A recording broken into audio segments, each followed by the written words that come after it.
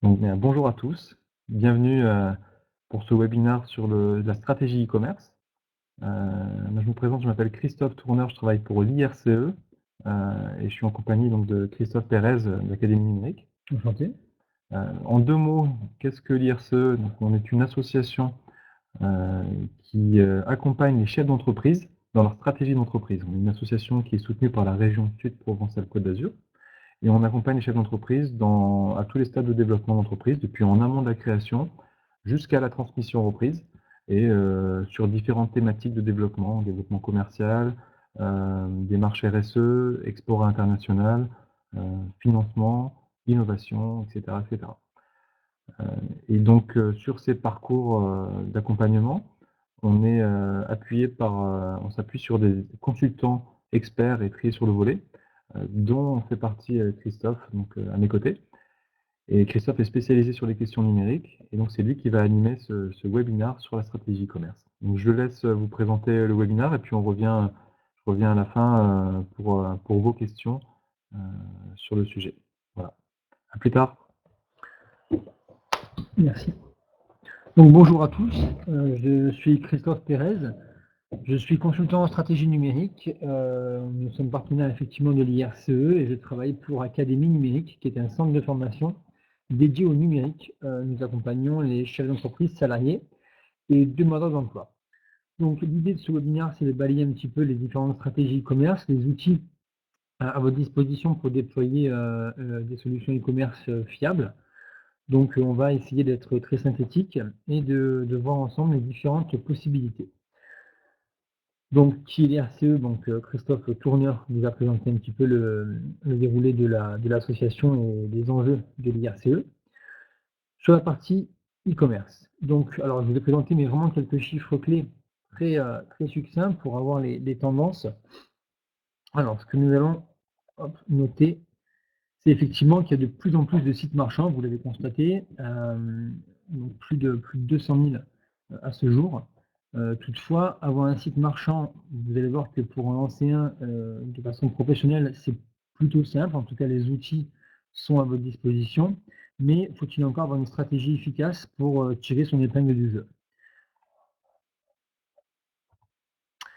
Donc, ce qu'il faut retenir ici dans ce petit exemple, c'est que vous voyez qu'il y a en fait que quasiment moins de 1%, 0,5% des sites qui représentent 61% du chiffre d'affaires du e-commerce. Donc c'est vraiment les gros leaders qui prennent la quasi-totalité du marché. Ce que je veux évoquer par là, c'est que effectivement, ça reste compliqué si on n'a pas une stratégie et un marché de niche.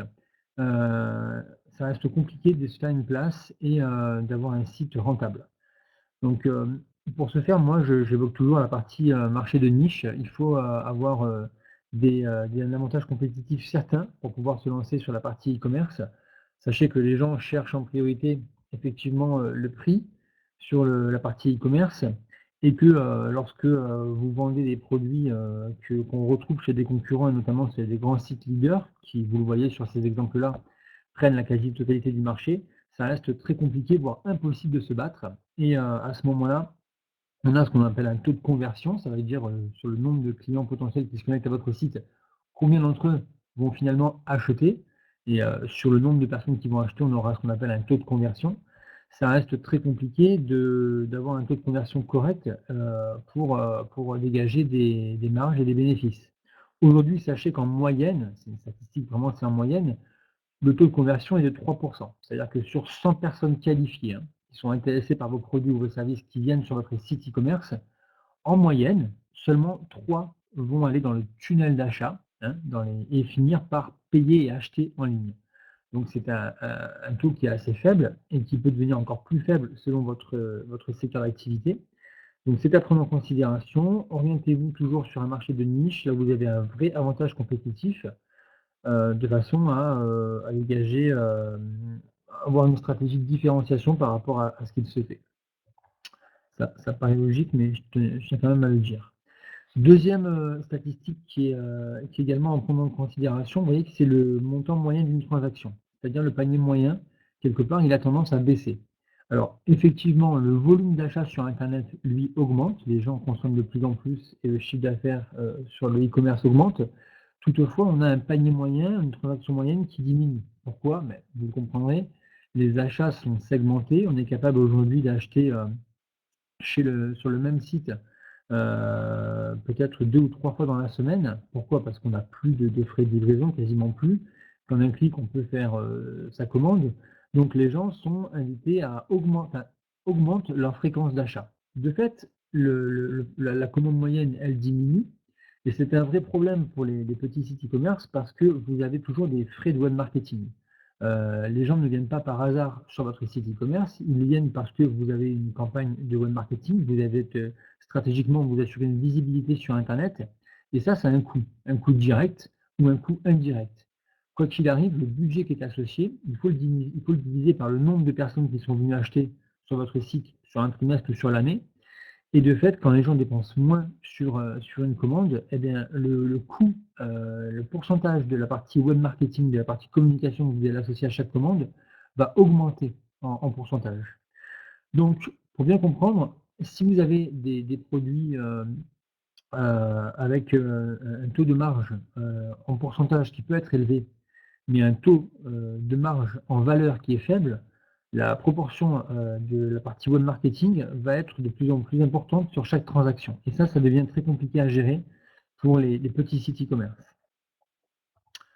Ensuite, voilà, les autres, stratégies ou les autres enjeux pour lesquels vous pourriez, performer sur la partie e-commerce, effectivement, c'est augmenter votre zone de chalandise, augmenter, on le voit, la fréquentation en magasin. Pour ceux qui ont des points de vente physiques, on constate que d'avoir une complémentarité sur la partie e-commerce, ce qu'on appelle une stratégie de click and mortar, permet d'augmenter également le trafic en magasin. On a aujourd'hui des approches qualifiées de web to store, on pourra en parler dans le prochain webinaire, qui sont intéressantes pour drainer du public en magasin, telles que le click and collect, et on permet aussi ça permet de mieux informer sa clientèle et d'augmenter, ce que je disais, la fréquentation.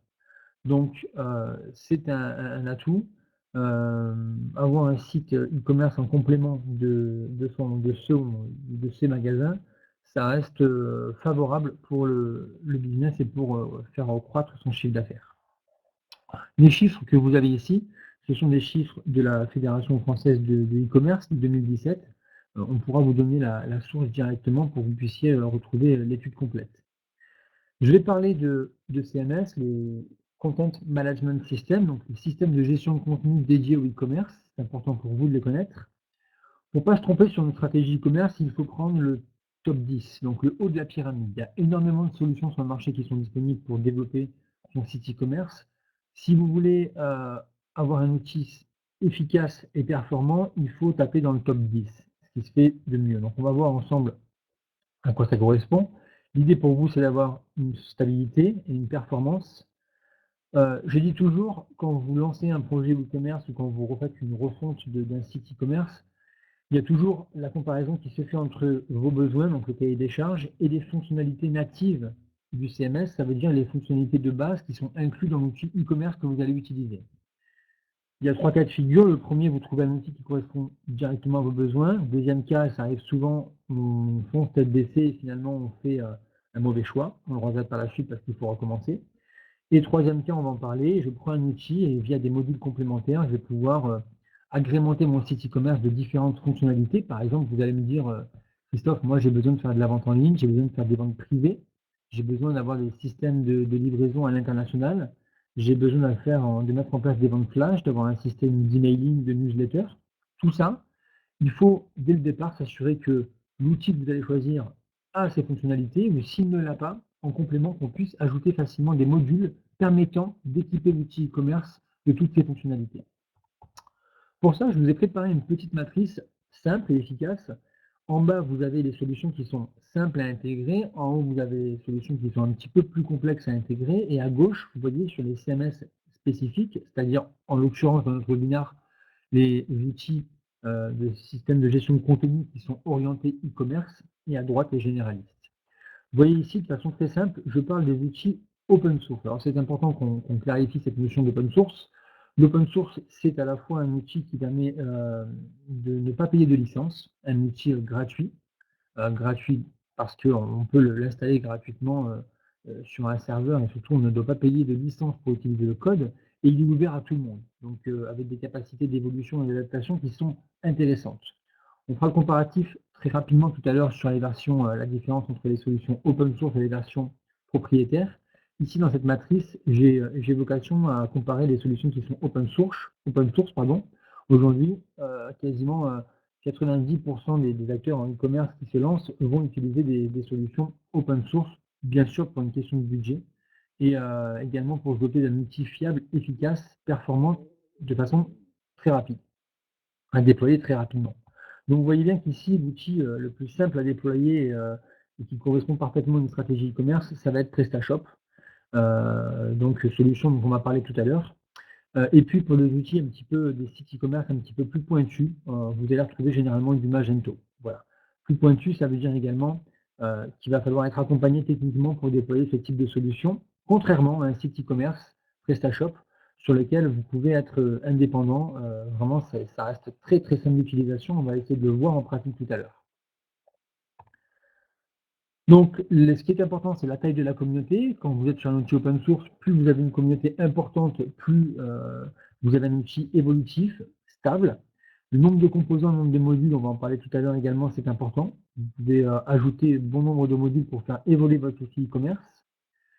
Le coût d'exploitation et la sécurité, je vais en parler maintenant. Donc ici, j'ai fait un petit comparatif entre un outil open source et un outil propriétaire. Sur un outil open source comme PrestaShop par exemple ou Magento, de suite, au niveau budget, c'est très intéressant. Pour vraiment on va voir ensemble, mais pour un budget très très réduit, vous pouvez développer un outil très performant. Il y a de nombreuses fonctionnalités, possibilités d'évolution qui sont très importantes et vous êtes indépendant. Ça veut dire que quand vous avez un outil open source, vous pouvez le confier, soit le faire en interne, soit le confier à une agence A, B, C ou D. Mais à partir du moment où les agences maîtrisent, connaissent les outils, elles peuvent récupérer votre projet. Donc c'est bien parce que vous pouvez également les mettre en compétition et essayer d'avoir un budget le plus compétitif possible pour développer votre solution e-commerce. Le support technique, parfois c'est un frein parce qu'il dépend de la communauté. En l'occurrence, chez PrestaShop, c'est très intéressant parce que PrestaShop est un éditeur français basé à Paris et avec une reconnaissance à minima européenne. Et effectivement, toute la documentation technique est fournie à la base en français et en d'autres langues. Donc vous disposez vraiment d'un support technique intéressant. Le respect des standards, quand on part sur un outil open source, effectivement, il est directement, par exemple, responsive, il s'adapte à tous les supports, mobile, tablette et ordinateur. La sécurité sur l'open source, c'est quelque chose d'important, il faut y travailler. Bien sûr, plus vous avez une communauté importante, plus vous avez des systèmes de sécurité qui sont fiables et actualisés. Mais c'est quand même un point important. Bien sûr, c'est plus facile pour une personne malveillante d'essayer de pirater un système open source qu'un système propriétaire. Et le coût d'exploitation est très faible sur un outil open source. Alors, je mets tout ça en parallèle sur des outils propriétaires où c'est beaucoup plus compliqué, avec des budgets beaucoup plus importants. Pour résumer, généralement, quand on part sur un outil propriétaire, c'est qu'on a une vraie stratégie de différenciation. Donc, on veut investir des budgets beaucoup plus importants pour mettre des barrières à l'entrée et se différencier de la concurrence. Je pense que dans 9 cas sur 10, ici, sur l'audience du webinaire, vous aurez probablement affaire à des outils open source tels que je l'ai montré sur la matrice. Alors, mettre un site en place, on va le voir techniquement très rapidement, mais avant tout, quel que soit le site, il faut qu'il y ait ce qu'on appelle des facteurs clés de succès. Les facteurs clés de succès, alors on va les lister, mais avant tout, c'est d'offrir, il faut que vous soyez dans le conseil, dans la recommandation, dans l'écoute. On n'est pas, c'est pas parce qu'on vend sur Internet, sur la partie e-commerce, qu'il ne faut pas considérer chaque internaute comme un consommateur différent. Il faut vraiment faire du cas par cas. On est plutôt dans une relation, on essaie d'établir une relation one-to-one plutôt que one-to-many comme on avait l'occasion de le faire auparavant. Et ça fait partie des facteurs clés de succès. Alors, différentes étapes que vous devez franchir, sachant que chaque palier ne peut pas, le deuxième palier ne peut pas être atteint si le premier palier n'est pas satisfaisant. Donc ici, c'est vraiment, ça fonctionne sous forme de pyramide. Et le premier facteur sur lequel vous devez travailler sur la partie e-commerce, c'est le facteur d'attraction, facteur d'attractivité. Pour ça, il vous faut une image professionnelle. Il faut suggérer ou essayer de faire passer une émotion. Alors de plus en plus, on utilise, vous l'avez vu la vidéo, on utilise des grands visuels, on appelle ça en full wide, c'est-à-dire que l'image prend l'entièreté de l'écran. On essaie en tout cas de faire passer un ressenti, une émotion pour accrocher l'internaute. Ensuite, il y a le facteur de crédibilité. Admettons que votre site soit attractif, faut-il encore qu'il soit crédible? Ça veut dire quel type de contenu? Est-ce que ce sont des contenus à valeur ajoutée? Est-ce que le web design est cohérent? Est-ce que la navigation dans votre menu est cohérente également? Ensuite, il y a le facteur de différenciation. Donnez-moi 5 raisons pour lesquelles je devrais acheter sur votre site plutôt que sur un autre. La question peut paraître idiote, toutefois, il faut faire ressortir ces éléments sur votre site. Le facteur d'affinité avec la cible et le facteur de séduction, hein, on les retrouve un petit peu tous les deux, c'est votre capacité à s'intéresser à l'audience. Par exemple, aujourd'hui, on a des systèmes de click to chat, vous savez, ces petits modules qui sont en bas et qui permettent de converser avec un opérateur. Bien souvent, ce ne sont pas que des robots, ce sont également des vrais opérateurs qui sont derrière le click to chat, et ça permet de mieux comprendre les besoins de l'internaute de façon à le guider et à lui faire des recommandations. Comme j'ai expliqué dans le slide précédent, on va être dans l'écoute et dans la recommandation. Ensuite, si tous ces éléments sont respectés, il y a effectivement un facteur de conversion. Comment vous allez, tous les éléments doivent être là pour que la personne puisse acheter sur votre site. Donc ça veut dire, bien sûr, avoir des numéros service client pour rassurer le consommateur, avoir des avis sur les produits, avoir différents moyens de paiement sécurisés, être en HTTPS, donc plein de choses qui vont rassurer le consommateur et qui vont lui permettre d'acheter. Effectivement, dans les facteurs de succès et dans les facteurs de crédibilité, on va également avoir les coûts de livraison. Vous savez qu'aujourd'hui, les internautes veulent être livrés le lendemain et gratuitement, donc à vous de prendre en considération cette contrainte et de l'intégrer. Quoi qu'il arrive, en diminuant votre marge, en augmentant votre prix ou en faisant un minimum de commandes de X euros de façon à pouvoir bénéficier d'une gratuité de livraison. Mais ça fait partie également des points bloquants dans un tunnel d'achat, c'est-à-dire qu'à partir du moment où je viens faire la commande, je crée mon compte, je mets mon adresse et que je commence à rentrer dans le tunnel d'achat, on voit bien que un facteur important, c'est les frais de livraison. À partir du moment où ils sont trop élevés, où ils sont existants parfois, on abandonne le panier. Et c'est là une explication aux nombreux paniers abandonnés qu'on peut avoir sur un site e-commerce. Et une fois que j'ai acheté, faut-il encore être capable de fidéliser ces internautes? Vous savez qu'on est de plus en plus volatile, on va commander à droite et à gauche. Alors vous êtes donné du mal pour faire l'acquisition d'un client, faut-il être capable de le fidéliser? Sur la partie site e-commerce, juste pour reprendre, un site e-commerce, c'est avant tout un thème et des modules. Alors je vais lister 2 sites qui peuvent intéresser certaines personnes. Sur la partie thème, vous savez que voilà, d'abord je vais parler de la partie PrestaShop. Alors, PrestaShop, pour en parler ici, c'est passer sur Internet. Alors, si vous avez un grand écran, il faut passer, je vais le faire de mon côté, en bas à droite, vous avez un petit outil qui permet de, c'est marqué Fit to Screen. Donc en bas à droite, vous pouvez redimensionner l'écran de façon à ce qu'il s'affiche normalement, sinon il va être zoomé et ça va pas être très agréable. Donc PrestaShop, j'en ai parlé tout à l'heure, c'est l'outil qui permet de concevoir un site e-commerce. Je vous laisserai naviguer sur le site, on peut l'installer très facilement, très gratuitement quasiment, parce qu'il faut juste un hébergeur un serveur pour l'installer. Mais vous disposez à la base de fonctionnalités très très performantes, avec un outil très intuitif qui correspond la plupart du temps aux besoins des cybermarchands en termes de stratégie e-commerce. Et puis, un site PrestaShop, c'est bien, mais faut-il, on l'a dit, un des premiers facteurs clés de succès, c'est de pouvoir lui donner un look attractif. Alors, vous avez un deuxième site qui peut vous intéresser, qui est ThemeForest, qui est une base mondiale de thèmes à utiliser. Et dans ThemeForest, vous avez la partie e-commerce. Et dans e-commerce, vous avez effectivement, vous retrouvez l'onglet PrestaShop. Et là, vous allez pouvoir, à travers à peu près 1 millier de thèmes, pouvoir étudier quel est le thème qui correspond le plus à vos attentes, à votre activité, et très rapidement être capable de déployer un site e-commerce avec un look attractif. Alors, peu importe, hein, je vais en prendre un au hasard.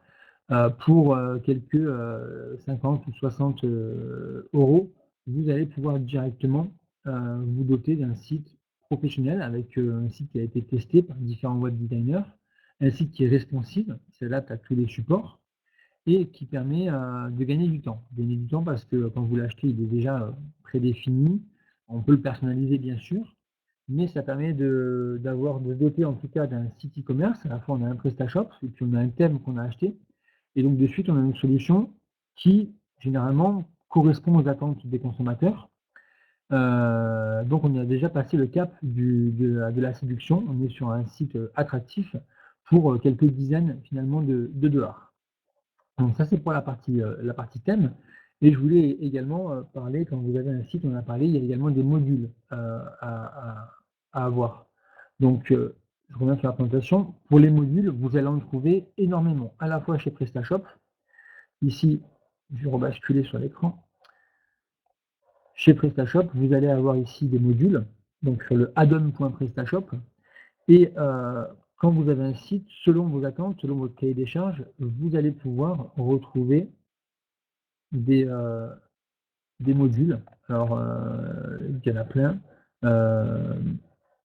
On va pouvoir, en fonction, je ne sais pas, si vous êtes plutôt sur la partie marketing, sur la partie livraison, si vous voulez vous connecter à des marketplaces, si vous voulez, par exemple, avoir une gestion du catalogue qui soit plus dynamique, si vous voulez avoir des petits modules de click to chat pour converser avec les gens, vous allez trouver en fait énormément de modules disponibles. Vous voyez ici, ils sont triés. Comment augmenter mon trafic, comment augmenter mon panier moyen avec la relance des paniers abandonnés. Ce que je vais expliquer par là, c'est que au-delà du site PrestaShop de l'outil qui est en open source et qui est gratuit, on peut y adosser de nombreux modules. Quoi qu'il arrive, dans cette démarche, vous aurez besoin également d'avoir des modules de paiement. Des modules de paiement bancaire, soit avec des banques, soit avec PayPal ou d'autres systèmes. Il faut compter, moi, pour ma part, je pense, et je vais faire une petite liste que je vais vous présenter des modules indispensables à avoir pour commencer. Il faut compter peut-être, je pense, un minimum 1000 € de modules pour se doter d'un outil performant pour un début. Alors à vous de faire votre shopping en ligne sur PrestaShop, mais voilà, de nombreux modules sont disponibles qui devraient vous permettre de coller à votre stratégie e-commerce. Donc voilà pour la partie thème Forest, pour avoir un thème performant. Voilà pour la partie CMS, c'est-à-dire l'outil de gestion de contenu avec PrestaShop. Et voilà sur le addon.prestashop les nombreux modules que vous pouvez ajouter à votre site e-commerce. Je reviens également sur la partie thème Forest. Vous allez trouver également la partie code qu'on appelle Code Canyon avec des modules aussi qui peuvent s'adapter à PrestaShop, des modules complémentaires. Donc voilà, ce sera en plus, toujours pareil sur la partie e-commerce PrestaShop. Ici, vous allez trouver non pas des thèmes, mais des modules complémentaires pour faire évoluer votre site. Donc je reviens sur la présentation. Voilà pour la partie module et la partie thème. Maintenant, je vous ai listé. C'est vraiment une liste qui peut être revue, bien sûr, selon vos désirs, vos stratégies. Mais il y a des modules indispensables, comme les ventes croisées. Il y a un module par défaut qui est installé sur PrestaShop, mais on peut en installer d'autres. Le module de panier abandonné.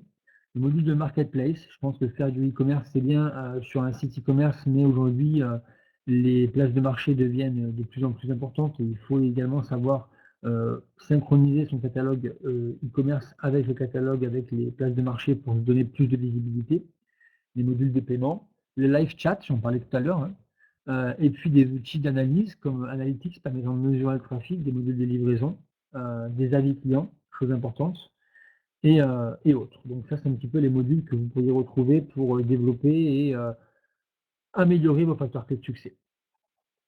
J'ai pris alors se doter d'un site PrestaShop, ça veut dire également il y a des grands sites qui sont aujourd'hui leaders et qui utilisent la technologie, le support PrestaShop. Donc ce qui est bien, c'est que pour une TPE ou une PME, une petite structure, on peut se doter vraiment d'outils très efficaces, d'outils très performants. Je vous ai pris ici quelques exemples, alors pour ne pas les citer, mais je trouve que c'est très intéressant. Le cas du slip français, qui est une entreprise qui fonctionne très bien. Vous voyez, c'est un site qui fonctionne, donc c'est une entreprise qui est en pleine croissance. Elle fonctionne par exemple sur PrestaShop. Ça veut dire que nous, petite entreprise, on peut également se doter d'outils qui sont à la portée des plus grands. Alors effectivement, ils ont sûrement des budgets web marketing et des budgets de développement qui sont plus importants, mais la base, la structure, l'outil en lui-même reste un outil PrestaShop. Je vous ai listé ici quelques exemples. Vous les trouvez également sur le showcase sur le site de PrestaShop. Vous aurez également d'autres références qui peuvent vous intéresser. Voilà pour la partie e-commerce. Alors bon, je vais pas passer sur la partie choix des agences. Dernier petit lien pour les personnes qui ont des boutiques physiques et qui veulent aujourd'hui avoir une activité complémentaire sur la partie e-commerce. Pensez aux générations de caisses, nouvelle génération de caisses connectées. Avoir une stratégie e-commerce, c'est bien. Faut-il être capable de synchroniser parfois les stocks qu'on a en boutique avec le stock e-commerce du site e-commerce, voire même avec les places de marché? Vous avez aujourd'hui des caisses connectées, vous en avez plusieurs, dont Lundi Matin, par exemple, à Montpellier, qui fait ça très bien. Donc l'idée, c'est de synchroniser, d'avoir un back-office qui permet de synchroniser à la fois les ventes que vous pourriez avoir en magasin, les ventes que vous avez sur votre site, que ce soit un site Magento ou un site PrestaShop, et les ventes que vous pourriez faire également sur les places de marché via les modules que j'ai listés tout à l'heure, qui permettraient de synchroniser une partie de votre catalogue de votre site e-commerce avec les places de marché. Donc on est voilà, sur des approches omnicanal avec la possibilité de faire également des ventes en web to store, c'est-à-dire que je suis sur votre site et je peux passer en magasin pour récupérer les produits. Je suis en magasin, vous pouvez également via une tablette me proposer davantage de choix sur votre site e-commerce parce que vous n'avez peut-être pas tous les articles disponibles en magasin, mais via votre stock e-commerce, vous avez une offre qui est plus riche. Donc ces approches-là de caisse connectée peuvent également être complémentaires dans votre stratégie e-commerce. Voilà, j'ai essayé de faire court et synthétique. Je suis ouvert aux questions si vous en avez. Je vois que tu veux nous rejoindre pour faire un petit point.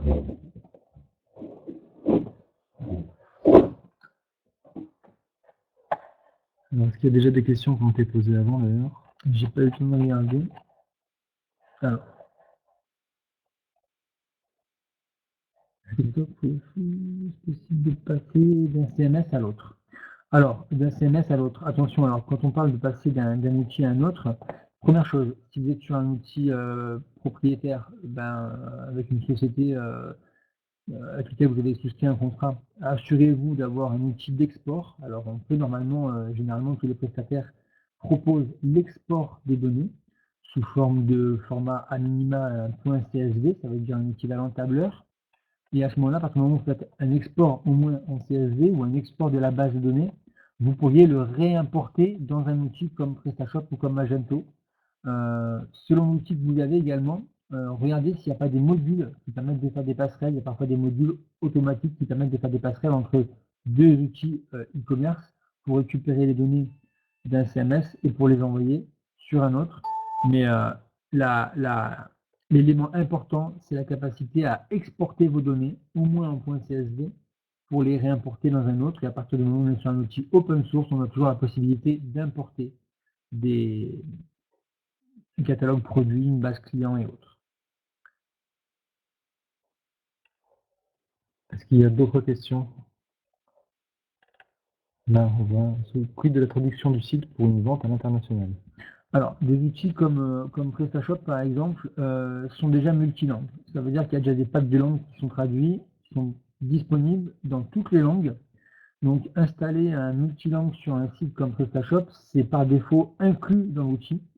C'est très simple. Et si le pack dans l'autre langue n'est pas 100% traduit, vous avez, sans connaissance technique, la possibilité d'intervenir pour compléter les traductions. Mais c'est déjà d'office prévu dans le système PrestaShop, par exemple. Et sur la traduction, ça va être des traductions de boutons, de menus parce que... Tout ce qui est visible en front, c'est tout ce qu'on voit sur la partie internet peut être traduite. Et après, pour chaque fiche produit, à partir du moment où on active une langue, également pour chaque détail de produit, on a la possibilité de passer d'une langue à l'autre pour traduire toutes les fiches produits. Ça va être une traduction type Google Traduction, qui est perfectible peut-être. Ça peut être efficace si on a beaucoup de fiches produits.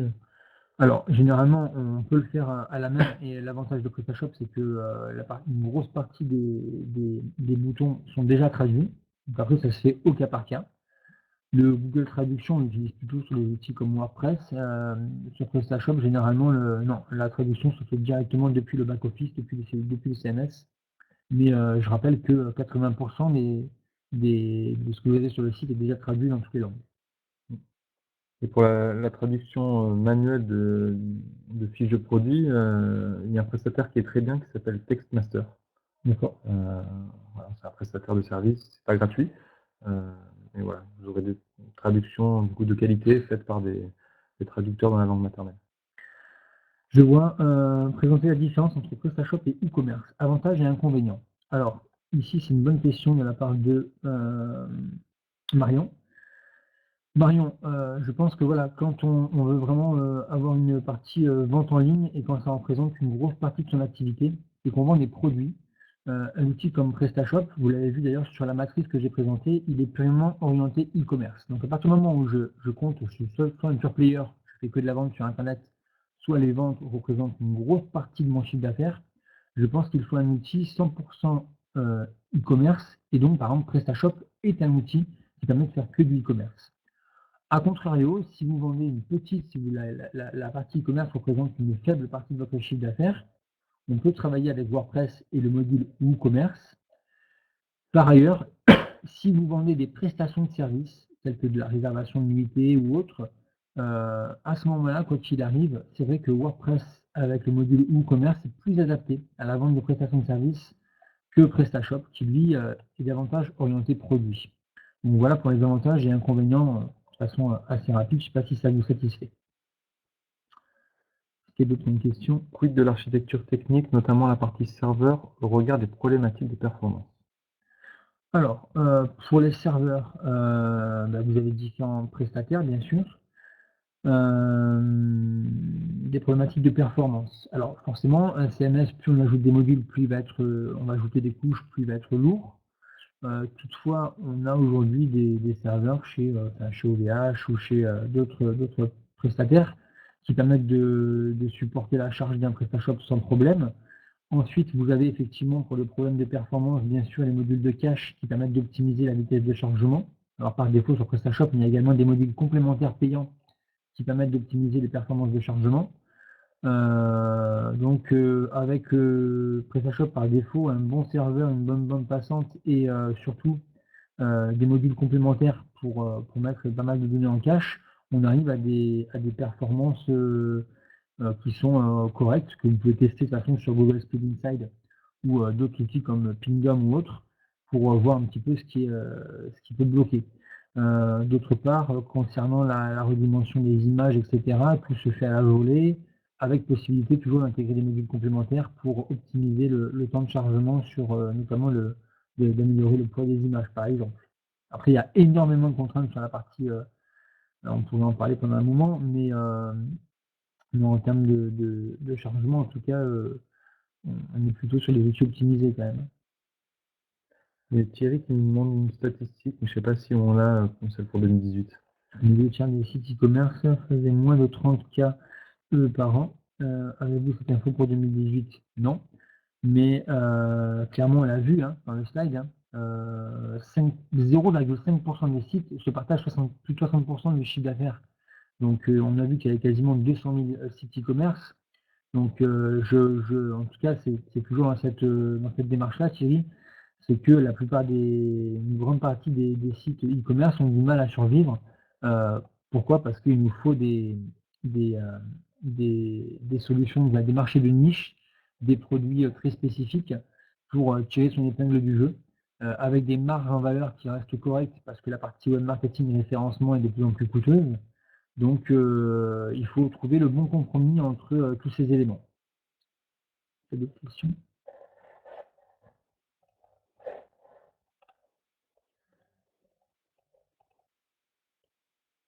Enfin, il n'y a pas d'autres questions. Ouais, si je crois une dernière. Alors, on va répondre à cette dernière question. Pourriez-vous revenir sur les modules indispensables?